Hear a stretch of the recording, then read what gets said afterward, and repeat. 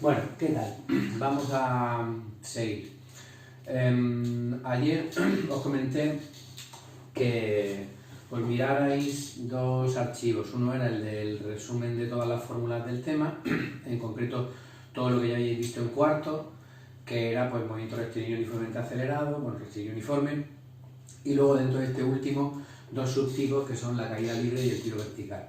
Yo os mandé también un segundo archivo que se llamaba Herramientas Matemáticas de la Física, que era un poco por tener ahí junto cosas de matemáticas que convendría recordar porque van a ser de uso frecuente en este tema. Os he mandado, bueno, ya en la carpeta de, bueno, en los documentos de Classroom de la asignatura de Física y Química hay un archivo que se llama Repaso de Cinemática, que lleva unos cuantos ejercicios de cada uno de los tipos de movimientos que hay, ¿vale? Entonces vamos a hacer algunos de ese para que sirvan un poco de repaso. De momento los que vamos a hacer van a ser el número 1, 3, 4 y 5. El 1 corresponde a la parte de vectores que estuvimos viendo en clase el otro día, ¿vale? De cómo sacar el desplazamiento, la velocidad media, velocidad instantánea, aceleración instantánea usando la derivada, si recordáis. Y bueno, aunque hicimos uno ya en clase, vamos a hacer otro porque todos son muy parecidos. Y en el examen, cuando lo hagamos, si algún día termina esto, pues habrá un examen, habrá un problema seguro de este tipo. Y luego también vamos a ver uno de movimiento rectilíneo uniformemente acelerado. Y luego vamos a ver uno que son subtipos de este, tanto de caída libre como de tiro vertical. Yo os digo, como se supone que esa parte la habéis visto en cuarto, pues yo creo que entre que tengáis las fórmulas delante y los ejemplos de estos, pues ya para que vayamos recordando un poco será suficiente. Aún así es absolutamente imprescindible un poco de compromiso por vuestra parte en cuanto a la hora de trabajar en casa por vuestra cuenta. Yo no voy a haceros vídeos como este a diario porque es que es inabordable, porque igual que esto tengo también física en segundo, química de segundo, bueno, el resto de asignaturas. Os iré mandando archivos con ejercicios resueltos, con las soluciones por escrito, pero necesito que vosotros intentéis al menos ir haciendo ejercicios y que luego vosotros a vuestro ritmo me vayáis a través de Classroom, ¿vale? Mensajes privados, pues preguntando las dudas que tengáis y yo pues veré la mejor manera de contestarlas. En todo caso, pues sí que tengo pensado un poco más adelante hacer algún vídeo más, sobre todo para explicar la parte del tema que aún no hemos visto, ¿vale? Los movimientos en dos dimensiones, el movimiento armónico simple y yo creo que por este tema de momento ya está. Bueno, vamos a centrarnos ya en el ejercicio número 1. Ya digo que tengáis delante ese archivo de repaso de cinemática.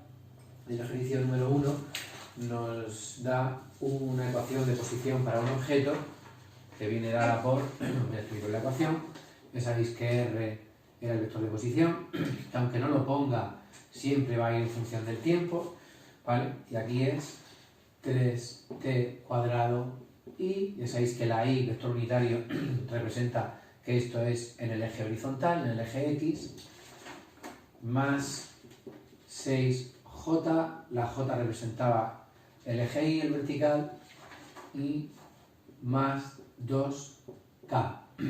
K representa el eje Z, ¿vale? Que sería el eje, pues, que sale del papel, que nosotros luego cuando dibujamos en tres dimensiones lo hacemos así, ¿no? X, Y, Z, ¿vale? Y esto vendría en metros, la posición. Entonces la primera pregunta me pregunta en qué dirección se está moviendo ese objeto. Dijimos que para que un objeto se mueva, tiene que cambiar su posición con respecto al tiempo. Es decir, que conforme el tiempo vaya avanzando, el objeto está en posiciones distintas. Esta primera coordenada, la del eje X, depende del tiempo.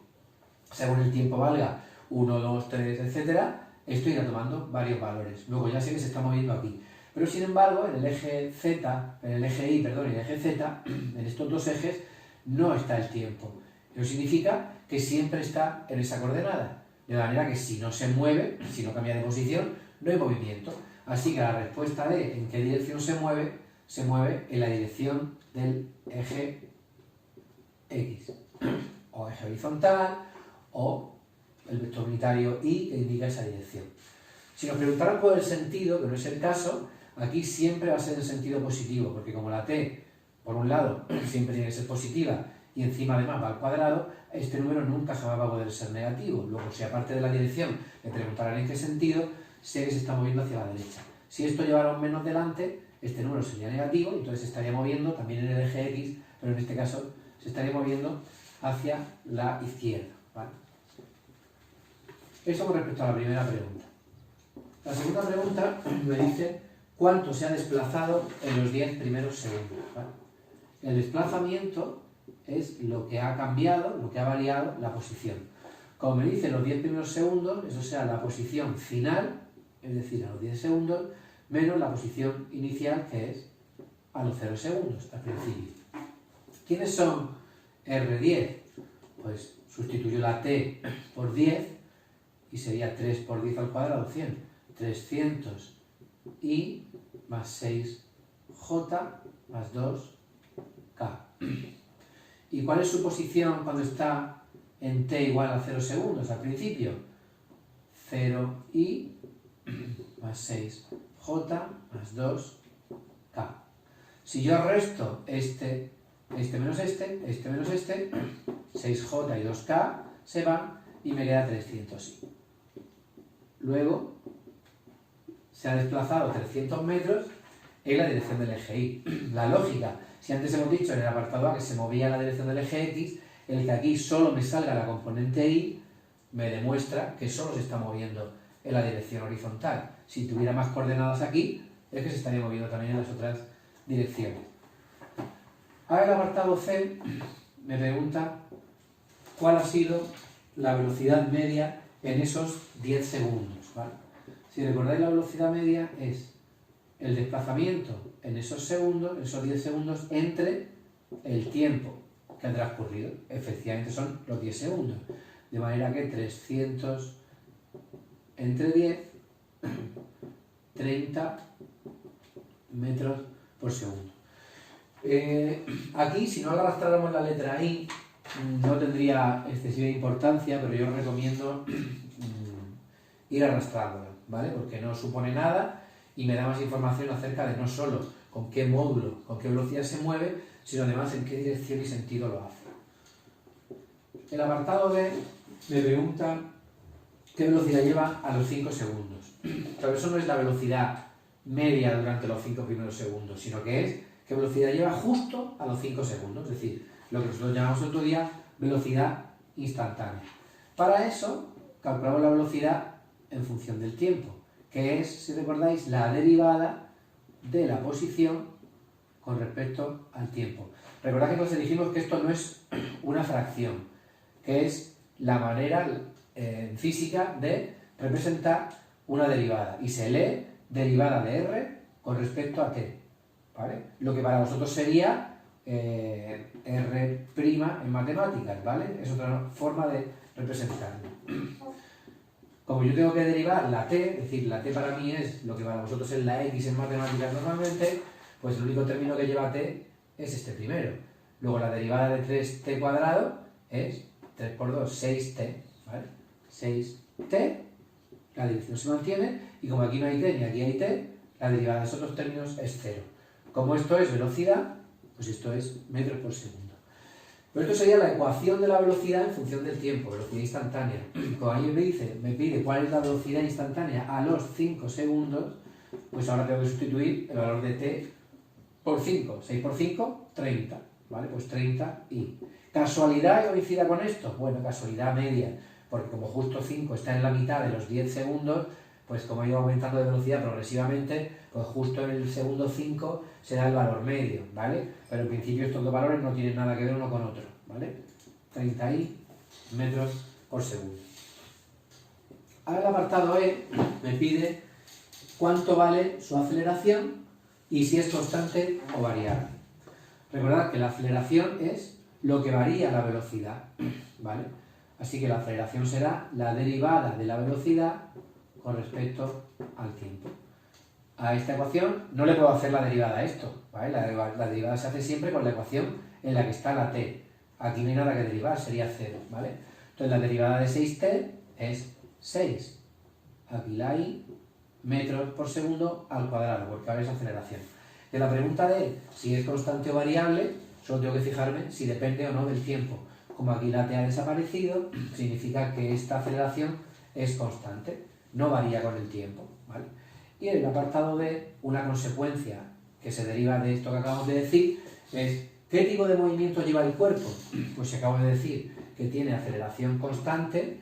Esto es lo que se llamaría un movimiento rectilíneo uniformemente acelerado, porque la aceleración es constante, cambia de velocidad de manera uniforme, ¿vale? Hasta aquí el primer ejercicio. Todos los ejercicios de este tipo de vectores son prácticamente iguales, es decir, solo va a cambiar el vector y van a cambiar aquí los datos de en qué instante me lo piden, la media, pero todos se hacen exactamente igual, ¿vale? Entonces os recomiendo en la hoja esa, los ejercicios 2 y 3 son muy parecidos, podéis probar a hacerlos, y luego en el libro pues hay algunos también, y ya os digo que cuando hagamos el examen, ¿vale? Pues ahora un ejercicio también de este tipo. Pasamos al ejercicio número 3, ¿vale? El ejercicio número 3 me habla de un patinador, bueno, un skater, dice aquí, que baja por una carretera rectilínea a 90 km por hora. Velocidad inicial 90 km por hora.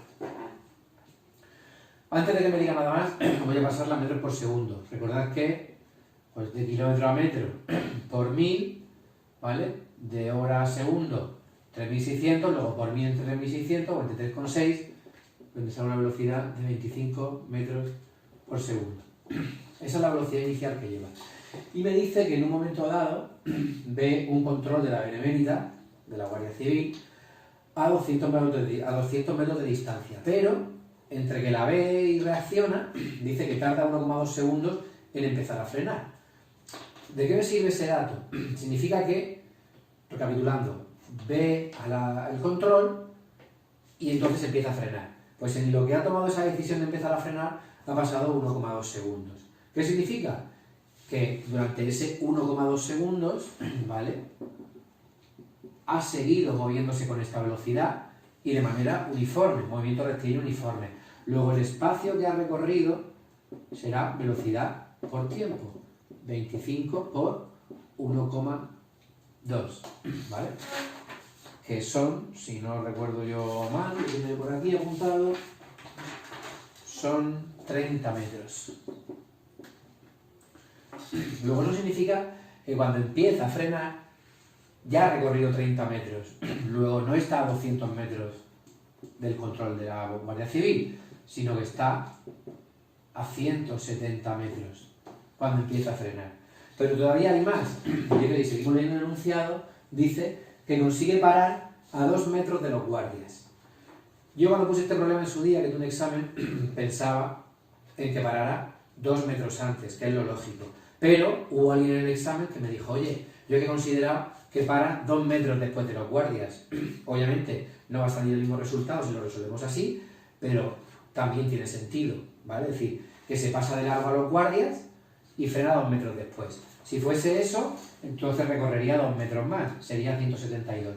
Pero si consideramos lo que yo tuve en su momento en cuenta cuando pensé el ejercicio, es que consigue parar 2 metros antes de llegar a los guardias. Luego aquí todavía hay que restar, ¿vale?, 2 metros más, de manera que la distancia total que tiene desde que está frenando hasta que efectivamente para es 168 metros, ¿vale? Entonces, todos estos datos iniciales son para sacarnos este dato y a partir de aquí 2 preguntas muy sencillas.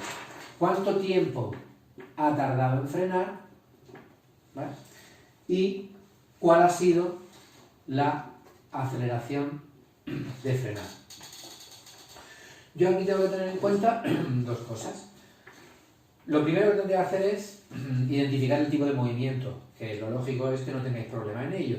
Movimiento rectilíneo uniformemente acelerado.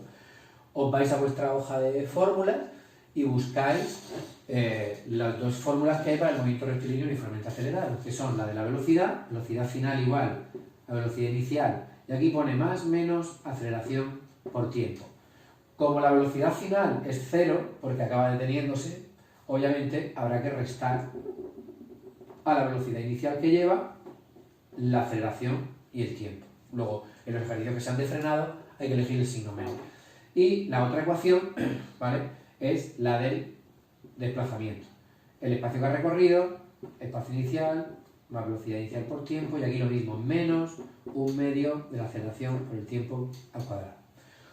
Si sustituimos aquí, la velocidad final es 0, no me lo dice el ejercicio explícitamente, pero hay que sobreentenderlo, es decir, si me dice que se detiene, ¿vale?, pues es que su velocidad final es 0, la velocidad inicial es 25, y precisamente las dos cosas, las dos incógnitas que tengo, son las dos cosas que me piden.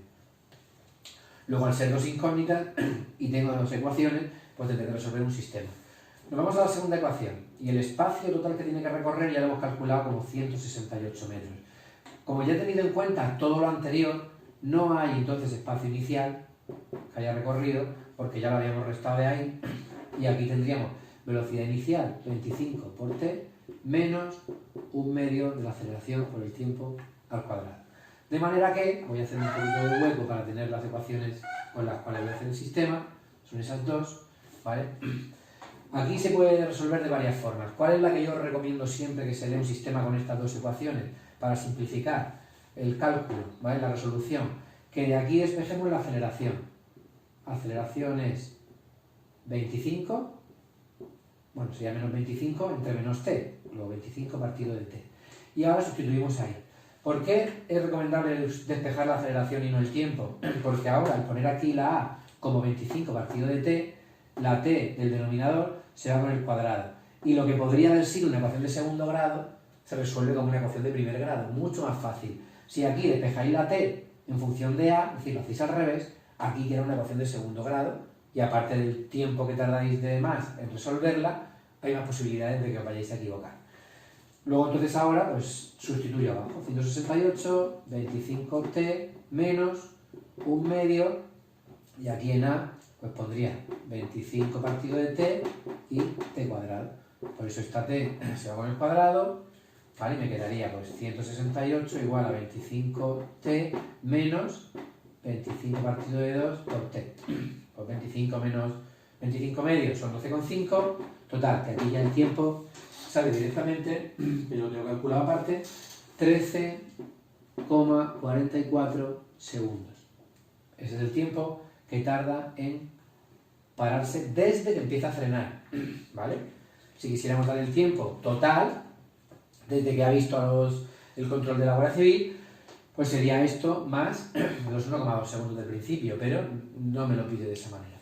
Y la otra cosa que me pide, que es la aceleración, es inmediata. Me vengo aquí y sustituyendo la t por el 13,44, de aquí saco la aceleración, que me sale 1,86 metros por segundo al cuadrado, ¿vale? Y esta es la otra, ese es el otro resultado que me pedía, ¿vale? Yo creo que es sencillo, ¿vale? Y bueno, aquí podéis encontrar pegas, pues como esta que había al principio del ejercicio, ¿vale? Que hay que tener en cuenta algunas cosas antes de plantearlo. Ya sabéis que, o ya veis que el hecho de tener las fórmulas delante no es garantía de saber resolver el ejercicio, ¿vale? Pasamos ahora al número 4, que es muy sencillo, de caída libre, y que me dice: el edificio más alto de España a esa fecha, 2008, es la Torre de Cristal, que está en Madrid, que tiene 50 plantas y una altura de 249 metros, ¿vale? Altura 249 metros. Y la pregunta es, ¿con qué velocidad debería circular un coche para que al impactar sobre un muro los efectos fueran los mismos que si lo dejáramos caer desde lo alto de este edificio? Y me pide expresar el resultado tanto en metros por segundo como en kilómetros por hora. Al final yo lo único que tengo que hacer es calcular con qué velocidad llegaría al suelo un objeto que se deje caer en caída libre desde una altura de 249 metros. Pues la velocidad con la que llegue al suelo será la velocidad con la que tendría que ir ese coche que impactara contra un muro para que los efectos fuesen los mismos. Si nos vamos a la caída libre y vemos cuáles son las dos fórmulas que hay que aplicar, una me dice velocidad igual a gravedad por tiempo y altura igual a altura inicial menos un medio gravedad tiempo al cuadrado. De hecho, aquí, depende un poco donde lo miréis, recordad que dijimos entonces que el eje de referencia o el origen, desde donde se miden las distancias, puede colocarse donde queramos. Entonces, si yo el origen lo pongo en el suelo, el objeto inicialmente está a 249, luego eso sería la altura inicial. Y la altura final sería el suelo, que es 0, cuando llega al suelo. Pero yo también podría colocar la altura, la posición inicial arriba, y entonces la posición inicial sería 0 y la final sería 249. Esto al final depende de lo que cada uno entienda mejor. Yo lo voy a considerar de esa manera, el origen está en el suelo, entonces inicialmente está a esos 249 metros de altura. ¿Qué hago ahora? Pues en esta ecuación, ¿vale? Es decir, yo aquí en la velocidad, pues si yo digo velocidad igual a 9,8 por t, la gravedad siempre hay que tenerla en cuenta, quiero decir, nunca nos la van a dar como dato en un ejercicio, siempre se puede usar siempre que queramos, ¿vale? Hay que sabérsela. Y bueno, tengo dos incógnitas, pues aquí no puedo operar. Pero vengo a la segunda y me digo altura. Claro, la altura final es cuando ya hemos llegado al suelo, cuando el objeto impacta contra el suelo. Luego esa altura inicial, esa altura final es 0. Y la altura inicial son los 249 metros desde donde cae, ¿vale? Menos un medio de la gravedad y el tiempo al cuadrado. A diferencia del ejercicio anterior, aquí no es un sistema, ¿vale? Porque fijaros que aquí solo hay una incógnita, de manera que yo de aquí saco el valor del tiempo y luego sustituyo arriba, ¿vale? Entonces hay que tener cuidado porque cuando no sea un sistema es mucho más rápido de resolver. Sale un valor y luego sale el otro. Si de aquí despejamos el tiempo, ¿vale? Nos da un valor de aproximadamente 7,13 segundos. Luego a la respuesta de cuánto tiempo ha tardado en... A ver, ¿dónde está? Ah, no, aquí no nos lo preguntaba, ¿vale? Pero podría haber sido otra pregunta. ¿Cuánto tiempo ha tardado en caer al suelo? Vale. Pero lo necesito igualmente, aunque no me lo pida, para sustituir ahí. Si sustituimos el tiempo aquí por 9,8 por 7,13, me da una velocidad de... ¿le doy esto? 69,85 metros por segundo. ¿Vale? Y si esto lo pasamos a kilómetros por hora, ¿vale? De metro a kilómetro dividiríamos entre 1000, de segundo a hora dividiríamos entre 3600, pero al estar en el denominador multiplicamos por 3600. Total, es multiplicar por 3,6 y me sale una velocidad de 251,5 kilómetros por hora. ¿Vale? Esa sería la velocidad en metros por segundo y kilómetros por hora con lo que llegaría el objeto al suelo, o la velocidad a la que tendría que ir un coche para que el efecto fuera el mismo. Y por último, nos vamos a ir al ejercicio número 5, que es el del lanzamiento vertical. Me dice que tengo un objeto situado a 10 metros de altura inicial, y que se lanza hacia arriba con una velocidad inicial de 30 metros por segundo. Es decir, más o menos, aquí tendría el suelo, a una altura de 10 metros, se lanza un objeto hacia arriba, con la velocidad inicial, verticalmente hacia arriba, y luego el objeto vuelve a caer. Pero ya cae hasta el suelo, ¿vale? No cae a esa misma altura de 10 metros. Entonces aquí pues, me pregunta varias cosas. Y lo primero que voy a hacer va a ser colocar las ecuaciones del tiro vertical, para tenerlas ahí a mano, y a partir de ahí pues ir sustituyendo. Velocidad final, velocidad inicial menos gravedad por tiempo, y altura final, altura inicial más velocidad inicial por tiempo menos un medio gravedad tiempo al cuadrado. Fijaros que todos los movimientos que son en vertical, tanto caída libre como lanzamiento vertical, la aceleración siempre es la de la gravedad, puesto que cualquier movimiento en vertical siempre está sujeto a la fuerza de la gravedad. Vamos a ir viendo lo que nos pide, ¿vale? Primero me pide qué altura alcanzará medida desde el suelo, es decir, me pide la altura máxima a la que llegará ese objeto, ¿vale? Antes de empezar a caer. Me pide también con qué velocidad llegará al suelo. Obviamente es en el instante en que llega al suelo. Muchas veces a alguien le pregunta esto y dice, pues 0, cuando llega al suelo se para. Pero se refiere en el instante en que llega al suelo, no cuando llega y se para. Y la última pregunta es, ¿cuánto tarda en llegar también al suelo? Una cosa que se cumple siempre en este tipo de movimientos es que si no tuviéramos esa altura inicial de 10 metros, todo lo que se cumple en la subida se cumple en la bajada. Es decir, que si yo aquí lo lanzo con 30 metros por segundo, cuando llegue a este mismo punto hacia abajo, también va a 30 metros por segundo. Me parece que como ahora sigue bajando, pues va a seguir acelerando y va a salir a una velocidad mayor de 30. Y todo el tiempo que tarde en llegar arriba sería el mismo tiempo que tarda en llegar hasta ese mismo punto. Es decir, el tiempo de subida coincide con el tiempo de bajada. Pero como ahora tiene que bajar más, pues obviamente ese tiempo de bajada va a ser también mayor.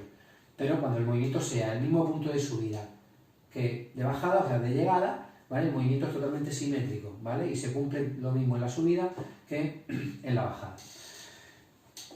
Este punto es diferente a estos dos. Estos dos son en el suelo, pero este es con la altura máxima. Entonces, una cosa será el tiempo que tarda en llegar aquí y otra el tiempo que tarda en llegar completamente al suelo. ¿Vale? Entonces, hay que utilizar las dos ecuaciones, pero en momentos diferentes. Vamos a empezar por la altura máxima. ¿Qué es lo que se cumple cuando un objeto llega a su altura máxima? Pues que la velocidad en ese punto es cero. Y el objeto llega a esa altura, por un instante se para y empieza a acelerar de nuevo, ¿vale? Luego entonces, si en esta ecuación de la velocidad pongo la velocidad final 0, velocidad inicial 30 menos gravedad por tiempo, el tiempo que me sale aquí es el que tardará en llegar de aquí a aquí. ¿Para qué me sirve ese tiempo? Que vamos a poner aquí el valor que sale. 3,06 segundos. Pues me sirve porque si yo ahora aquí en la altura pongo altura inicial 10 metros menos velocidad inicial 30 por el tiempo 3,06 menos un medio de la gravedad y por el tiempo al cuadrado, si yo el tiempo que estoy sustituyendo aquí es el tiempo que tarda en llegar aquí, la altura que me va a salir es la altura máxima que es la que estoy buscando, ¿vale? Fijaros que aquí no hay ninguna incógnita, nada más que la hay. De manera que, resolviéndolo así, nos sale una altura de 55,9 metros. ¿Vale? Luego ya tenemos esa primera pregunta resuelta. Pero ahora, para contestar a las otras dos, hay que olvidarse un poco de esta primera parte, porque voy a volver a usar las mismas dos fórmulas, pero con datos diferentes, ¿vale? ¿Por qué con datos diferentes? Porque el tiempo que tarda en llegar aquí no es el mismo que tarda en llegar aquí. Luego ese tiempo de antes ya no me sirve para nada. Esto lo borro, entonces ahora vuelvo a plantear las mismas ecuaciones. Ahora estoy en el suelo. ¿Qué es lo que se cumple en el suelo? Que ahí, de aquí, de todo lo que hay aquí, 0, mejor dicho, la altura final es 0. La I al llegar al suelo vale 0. Luego entonces ahora reescribo aquí. Altura final 0 cuando estoy en el suelo. Altura inicial menos 30 por T. Esa T no es la de antes, repito. Estoy buscando el tiempo nuevo. El que tarda en llegar al suelo. El movimiento completo desde que sale hasta que llega al suelo. Menos un medio 9,8 T cuadrado. Aquí no hay más remedio que hacer una ecuación de segundo grado, ¿vale? Pero bueno, es sencilla y nos saldrán dos resultados. ¿Cuál es el lógico? Pues si yo sé que esto en subir tarda 3 segundos, pues en bajar tardará otros 3, 6, más un poquito más, pues tiene que salir mayor de 6 segundos, ¿vale? También si me saliera un número negativo de tiempo ya sabéis que no puede ser válido, pero si salieran dos números positivos, el resultado en el que os tenéis que quedar es el que cumpla esa condición lógica con respecto a los datos que yo tengo en el ejercicio. En este caso me sale 6,44 segundos. Luego a la pregunta de qué tiempo ha tardado en llegar al suelo, pues ya la tenemos aquí, ¿vale? Y ahora, si voy a la ecuación de arriba otra vez, velocidad final, que es la que estoy buscando, velocidad llegar al suelo, será la velocidad inicial, 30 menos 9,8 por, y aquí pongo el tiempo, 6,44, que es el tiempo que tarda en llegar al suelo. Y nos sale un valor de menos 53,1 metros por segundo. ¿Qué significa eso? ¿Vale? Que cuando llega al suelo lleva esa velocidad. Y ese menos, ¿vale? Que a veces nos mosquea un poco. Ese menos lo único que significa, ¿vale? El signo en la velocidad solamente indica en qué sentido se mueve.